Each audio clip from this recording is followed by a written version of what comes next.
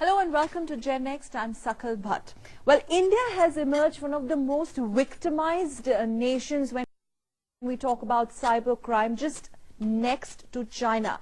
And today on the show, we decided to take up this topic, victimization of cybercrime, basically special focus on the women as falling prey to it, and school children most importantly. And let me quickly quote one of the recent findings by CVC, that's the Center for Cyber Victim Counseling. It's based in Tamil Nadu. The report says that 61.6% of women respondents have had a bad experience online only because they are women, and 78% have received abusive mails, which is a constant feature, a constant phenomena.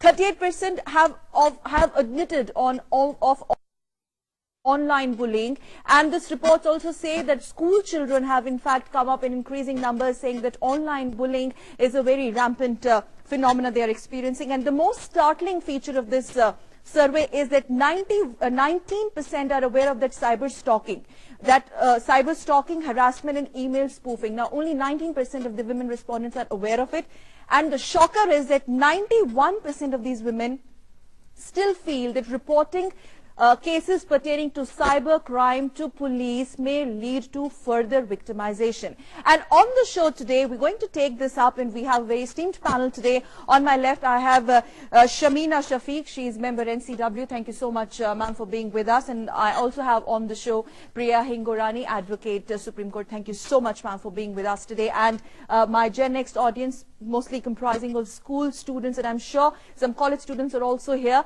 We would just quickly start the show. Before I come to my panelists, let me come to my school kids, those who have come here for the show.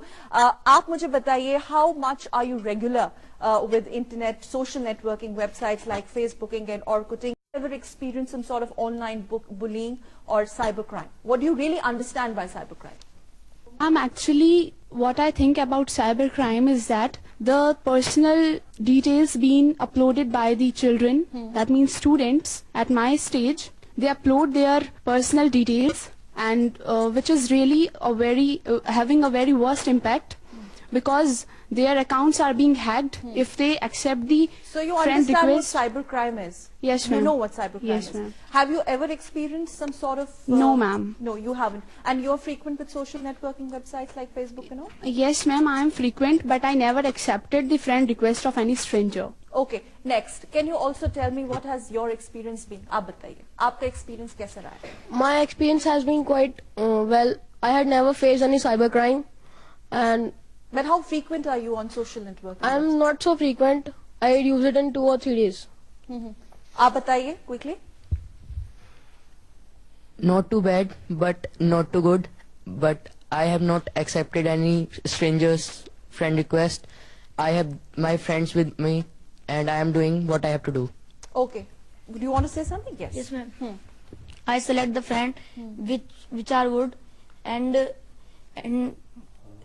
the social crime. So you are very careful before you go. Yes.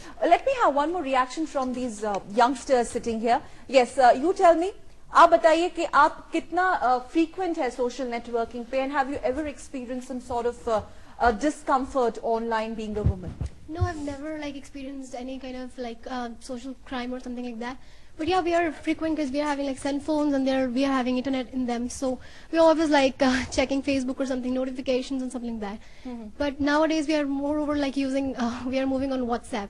Okay. Nothing else. All right. So something or the other, has replaced. But that doesn't mean that everything is fine. Yeah. Because back to what I just quoted at the beginning of the show, cybercrime against women and especially school children. There were certain reports from schools in Bangalore that it's really having an impact on child's psyche, leading to lots of other things.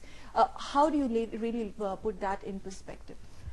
See, the crime over the cyber arena has increased. There's no doubt about it. There is a lot of litigation going on in courts. Recently, there was a matter in the Delhi High Court as well, where the Google and all these various sites were hauled up by the court, saying that, you really have to do something about it. The fact that so much freedom is available, and anybody can post any kind of thing, any kind of defamatory thing against an individual or stalking. In fact, my experience has been that there is so much misuse, because I do a lot of matrimonial cases. Okay. And in these matrimonial cases, when there is a dispute between the husband and wife, you often find that the husband has hacked into the wife's account and put up wrong MMSs or unwanted photographs or unwanted statements he has put, or he is, tried to malign or defame his estranged wife. And those kind of things, we have used them in court. We have brought them to the knowledge of the court. But then the courts are helpless because they say that, well, this is a matter relating to cybercrime. This is something which you need to go to the police, because the matrimonial courts are not empowered to do anything about it. Correct. So there is a lot of misuse. Whenever we go and talk to either law students or students or children, we do tell them that please don't give your personal details on your receiving end, where they, in fact, this report also suggests that women are increasingly falling prey to cybercrime, and the kind of policing that is available on, say. See, as far as cybercrime is concerned, you're very right. My friend has said very rightly that there are many cases, especially matrimonial cases, wherein, this kind of intrusion is done by the offender. What he tries to malign the person's, character. And the second most important thing, the kind of cases that we face is, especially sexual harassment at workplace. You'll be surprised because, it's not just about brushing or stalking. It's also about sending such SMSs which are not at all acceptable to a lady or to a female, and most of the time these females, these girls, sometimes at a very young and vulnerable age. For example, air hostesses, they are appointed right after +2. There are nurses who are appointed right after +2, maybe a 6 months or 1 year training program. So the vulnerable age of, let us say, 19 to 21 to 22 to 23, especially this age group, they really don't know, because for all of these people who are sitting here, like some of these boys and girls have said, for them Facebook is or those, whatever it is, uploads are again used against that particular person. Correct. So they need to be actually made aware about as to what are the consequences of using such social networking sites. Okay. Since Shamima ji, you talked about awareness, now very glad to have on phone line Debrati Haldar. She's Managing Director, CCVC, which is a Center for Cyber Victim. Ms. Haldar, thank you so much for joining us from Chennai on phone line. Now, in fact, the very fact that we decided to mount the show is based on the startling revelations that you've made in your report. If I quickly quote, something that has startled all of us here is your report says 91% of the women respondents feel that reporting such cybercrime matters to police will further lead to victimization. Ms. Haldar, having said that, what is it that you strongly recommend? And as I have quoted in the report, what happens is that when the women go to the police, mostly they fear that the police will come to their house, and then the whole society will come to know about them, and then the biggest thing they fear is that their marriage will be affected. So this thing, I would like to tell the women, and especially the girls also, that this never happens. There is something called privacy of the victim, and the police need to follow them. If the victim goes to the police and says that I want in-camera investigation, the police is bound to follow certain procedure which prohibits publishing of the victim's name and the locality from where she is coming and how she was victimized, and especially where. So if the women come to know about all these things, I think this can be, the awareness can be spread that you can go to the police and you can file a report and it is nothing harmless. Okay, but Ms. Haldar, it's the very dismal percentage of respondents. You've quoted 19%, which is actually nothing. You have said that 19% of these women, in fact, are just aware of cybercrimes like stalking and hacking, and they are not even aware that something like this can happen to them online. So, which means there is an absolute lack of awareness, and if there is, which there is, who is to be blamed for that? I would say the victim herself, because mostly what happens, when a person goes to the social media, they feel that it is a kind of channel, like it's a version of the better version of the telephone communication. When you are entering into a communication channel, you need to know that exactly what are the risks that you are going to face.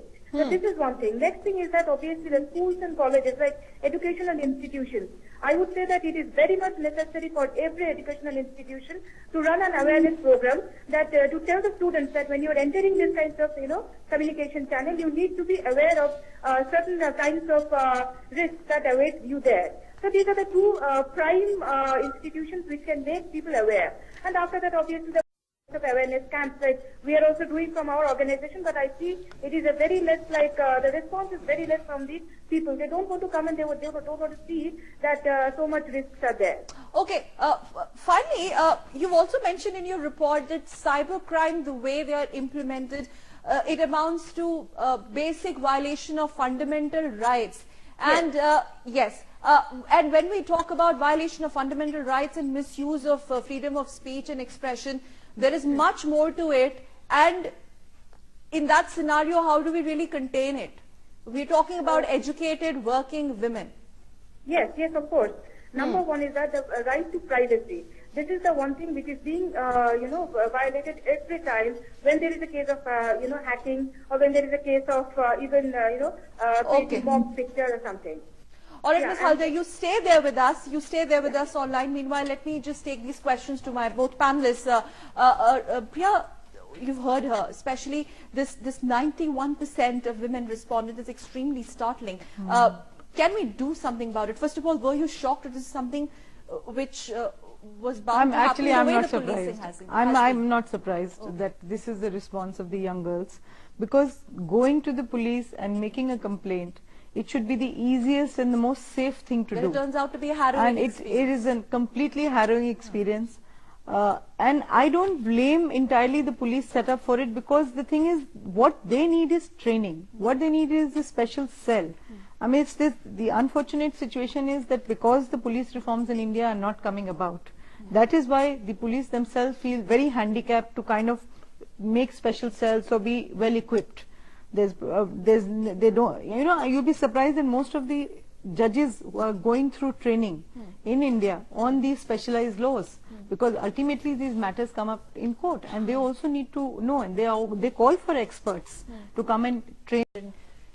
Is that a very long drawn process? No, basically it is get into the root of it. No, it's not a long. It's very easy. It's provided you have the technical expertise to do it. So those IT experts who are employed by the police special cell under the cyber cell, they can do it in moments. It's not difficult to do it.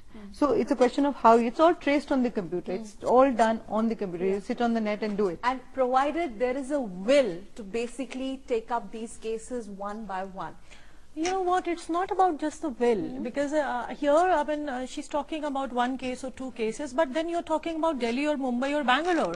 But most of the population is not residing in Delhi, Mumbai, Bangalore, Calcutta. All right. The lady there on the phone, she said that the schools and colleges have to ensure that the students are aware.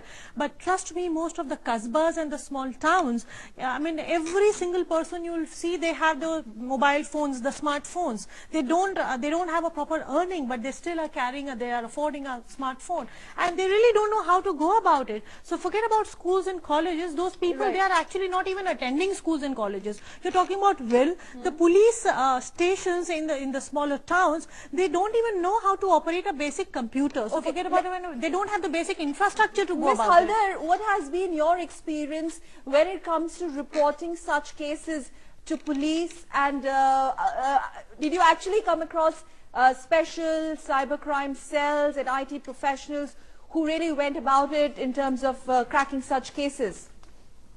I did. You know, there had been some cases where I had contacted many cybercrime cells, especially in Kolkata and also in Chennai, and they really helped us out. But only thing I was discussing there, it is the will of the victim to come out. Many times it had happened that, in the midway, when they come to know that the harasser is somebody known to them, they have left the case. And they have even taken a U-turn, taking that, that we never preferred to have this police case, and they actually telling that you have only sent us to the police. So these are the things that's happening. But yes, of course, some police people, they are very helpful, as there on the lady that she mentioned. Police people, they do really help, provided the victim knows and victim is willing to come up. Okay, Priya, you have a point here. Yeah. No, I was saying she's absolutely right. There are cases where if the girl comes to know that it's somebody known to her who has put up this obscene comment, or who's, tried to make a joke of the situation, they take back their complaint, because there's so much society pressure, parents pressure. They say that if you go to the court, tumhari badnami ho jayegi, and kab tak ladenge, it's a long drawn process. So the victims, the actual victims, they actually withdraw their cases and they come back, which again is not right, because unless and until you are able to put that wrong right, there's not going to be any change. So I think if you have taken up a cause, and if you like, I just deviate a bit for a minute for the audience. When sexual harassment in the workplace, the law was being made and the cases were coming up, the courts would not believe that किसी लड़की को किसी ने छेड़ दिया, पल्लू पकड़ना, हाथ पकड़ना, wing करना, कुछ obscene कह देना is an offense. Correct. It was the mindset. The mindset has changed to say no. If something like this happens in your office or in your workplace, then it is now become an offense. You can be punished for it. You can be considered So non-liable. here the question of awareness comes into picture, and if one has to again go by the report, it says only 90% of the women are really aware. The kind of cases that NCW you guys handle, what are the kind of cases that come to you? Are women really unaware? They Just are victimized absolutely, badly? absolutely unaware, and it's not just about women, even the men, the boys, they are unaware. And I believe that the easiest answer or solution is, because you talk about n number of awareness programs, trust me, still you'll not be able to reach up to the people. So what you need to do is basically, I think that as a cigarette pack has a warning that cigarette smoking is dangerous, injurious to health, similarly, whether it's WhatsApp, whether it's Facebook, whether it's Orkut, whether it's any social networking site, the moment Ms. Haldar, how do we really go about it? Because one of your, in fact, you've devoted one entire section to the fact that how the guidelines, in fact, how important are guidelines and reading policy guidelines of various cyber communities and ISP, the internet service providers, should be made mandatory. But is it practical? Is it realistic enough if this is made mandatory, this particular clause? See, one thing, as Madam is telling there are precautionary notes in every social media which speaks about that, which are the wrongs and which are the rights. Many users are there who do not go and see the terms and principles. And thereafter, if any comment comes, you can see the reporting options are also there. So I have seen many women, many men, and as Madam is telling, many persons are there who don't even know how to report the comment or the offending post. This is number one. Second is that regarding the regarding the ISPs, that is internet service providers or the media providers, they are now doing a lot of work to make people aware. But only thing is that, as you are also pointing out, that many people, they are coming from this, small towns.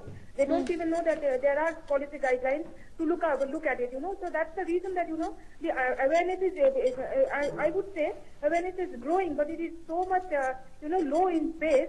Okay. It has to, we have to, encourage people to look into these kinds of terms and policies which are there. So people have to be told, like I do from my own blog, I do from my own organization, and also I have seen, like, whenever I go to my, any marriage hall or anywhere, if some people start talking to me, I try to spread the awareness. Because they always like to ask me that whether you are in the Facebook or not. So I always tell. And very surprisingly, I have seen the engineering college, like this IT jo log pad rahe hain na, even they are also unaware of these, these policies, terms and guidelines. So this is what I would like to say, that there are policy guidelines, people are not looking into it. All right, we have some school kids here, in fact, Ms. Haldar, who want to share their experiences about cybercrime. Yes. Ji, tell. Just using it as a weapon, ma'am, making our social status bad or anything else. Okay.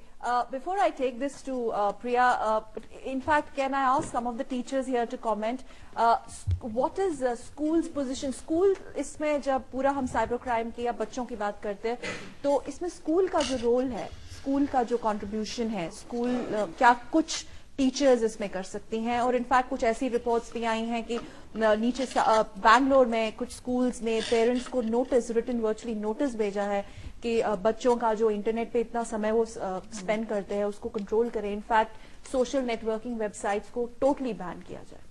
हाँ, इसमें हम समय समय पर जब बच्चों के parents से पीटीएम्स वगैरह जो होती हैं, तो उनमें हम लोग पेरेंट्स को बताते हैं कि भाई अगर बच्चा साइबर कैफे जा रहा है या जो है आपका बच्चा इस पे बात कर रहा है, तो उसके लिए आप जो है इस पर निगाह रखें. तो पेरेंट्स का कैसे रिस्पॉन्स आता है? पेरेंट्स, कुछ पेरेंट्स तो जो है अपने बच्चे पर देखते हैं कि भाई बच्चा क्या कर रहा है, क्या नहीं कर रहा है. लेकिन सबसे बड़ी परेशानी ये आती है कि जब बच्चा पेरेंट्स से बात शेयर ही नहीं करता है, छुपा कर उसका यूज करता है, तो पेरेंट्स भी वहां पर जो है कुछ नहीं कर पाते हैं. Okay, okay, fine. Yes, what's your comment, please? There is some restriction in the Facebook कि यदि आप 18 के हो तभी आप अकाउंट बना सकते हो. बट बच्चे भी तो गलतियां करते हैं कि ये मतलब पहले ही अकाउंट बना लेते हैं और बताते तक नहीं. Restrictions, in fact, this was my next point. I'll take your comments also. In fact, Priya, I want your reaction on this. The guidelines are already there. But can they be verified? Can they be checked? Yes, they can be, in a sense that the Facebook providers, they can check it, but then Facebook is such a large account. It's impossible to check. But I think more than somebody else putting a check and balance on you, I think that self. And believe me, I feel after the age group which is sitting here with us, they are mature enough to know what is right and wrong. I don't think they even need their parents to overlook them or see what they're doing or not. At the age, in the class 10th, 11th, 12th, children are very mature in India to know what's right and wrong. So I think that self-restraint, the self-discipline is more important. Your mindset, I mean, has to be a wider, liberal, broader, more sympathetic to women, more sympathetic to men. It's not only women who are facing these problems, the young boys are also facing this kind of problem. So I think it has to come from within more than from somebody from outside trying to regulate you all the time. Okay.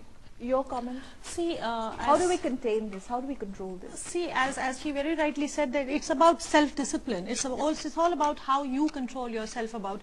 But the most important thing is you get carried away. This is the age where they get carried away. They enjoy Facebooking, social networking sites. But all the more important thing is whether you are in the age group of 14, 16 or 18 or 22 or 25, if something wrong is going on on your account, the most important thing is to report it. It is very, very important. You just cannot keep on ignoring it, because the biggest mistake that is happening is that children tend to ignore it. All right, let it be, and when it grows bigger and bigger and bigger and becomes a big problem, then you don't know where to go and how to go about it. So the basic thing is that, I mean, whether you are 25 or you're 15, if something wrong is happening with you, you need to report it with your parents first. Just don't ignore it. Confide it with your parents, not just your friends, because your friends are also of the same age group. They don't know how to go about it. Right. Normally what happens is these young people, they go back to their friends. Let's quickly hear her comment. Yes. Well, I guess what she's saying is really right, but the fact is that Facebook, WhatsApp and other social networking sites, they already have guidelines.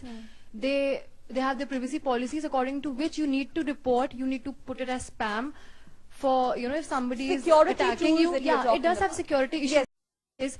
Things are not going to work as such. Okay. It's already been done. You've already faced the embarrassment, so you can't really get away with that. Okay, yes, quickly. See, I did not say about the provisions which are already there. What I was trying to say here, that in case if something goes wrong, then this is the punishment that you will get. That has to be now propagated. This is the section in which you can report the matter. That has to be propagated now. There are policies at every site where the moment you log in, you should know. But still you don't know where to go about it, how to go about it in case things go wrong. So that has to be propagated in capital letters. Ms. Haldar, if you could just quickly, now we're wrapping up the show in terms of how do we move forward from here, especially one of the audiences here, a young lady pointed out security tools can be used, but if at all the internet users, especially women, they know, I mean, because we're talking about women cybercrime victimization, even only if they know how they can really block, unblock, lock, etc. Could that be an answer as well? See, that can be an answer, that you can block the person who you don't want to share your things. But only thing I can say is that be very careful when you are in the Facebook or in any social media. And also, I would like to tell one more thing. Now you have, time has come that you have to open up, that you have to accept certain facts that which is happening in nowadays. So these things that, don't feel shy to go to the police and say that what's happening, and don't feel shy, especially for bachon ke liye, that don't feel shy to share your experiences with your parents. If you don't share, like, this is the age, like, you have to share and then only you have to care. So this is the thing that I would like to tell everybody, that you need to speak to people to get the help. That is the only thing I can tell. All right. Thank you so much for joining us all the way from Chennai on this show. Priya, final comment from you now. In terms of the position of law on the same, what we understand, there are in fact few provisions in IT Act, but we need more. Yeah. I think, well, yes, you're right. We need And would you like to say See, something? IT is a boon. It is a boon for each one of you, for each one of us, educating ourselves. But the matter is that we try to make it actually difficult for us. And we should not forget SMSing also, because SMSing is one thing wherein also the people are facing a lot of problems. So as she very rightly said, it's all about self-discipline. But at the same time, in case you're victimized, then please don't keep mum. Because if you are trying to keep mum, then it is actually trying to aggravate the problem. So you need to come out, you need to find out as to what are the solutions, and you need to report the matter to the right person, to the appropriate authority. But at the same time, you need to actually understand that this boon, the IT boon, is for you to empower yourselves in terms of educating yourself, in terms of socializing, fine, very good. But there is nothing more than a virtual friend that who's sitting next to you or beside you, rather than having friends on Facebook and social networking sites and try to come out with your inner emotions, which normally you don't share with your friends who are sitting. So that is more important, I believe. Because at the end of the day, you really don't want to fall prey or fall victim to cyber world. But unfortunately, that's on rise. You have to take it positively. It is, it is a boon. It is something for the betterment of our country, the world. We are connected in, in this quickest way possible. But let's use it more positively and effectively rather than have problems for ourselves. And there is certainly a law to take care of it. There is a law. Just come out of the comfort zone and report it and see to it that the person is booked. And that note, thank you so much. Shamina Shafiq, Member National Commission for Women, and Priya Hingorani, Advocate Supreme Court. And also I thank my Gen Next audience for being today on this show on cyber victimization. And with that, we quickly wrap up here. In case you have any queries, you have any suggestions, you can always write to us. Our email ID and postal address is right on your screen. As of now, from me and my entire team of Gen Next, I'll be back next week with a fresh topic for discussion. As of now, take good care of yourself. Namaskar.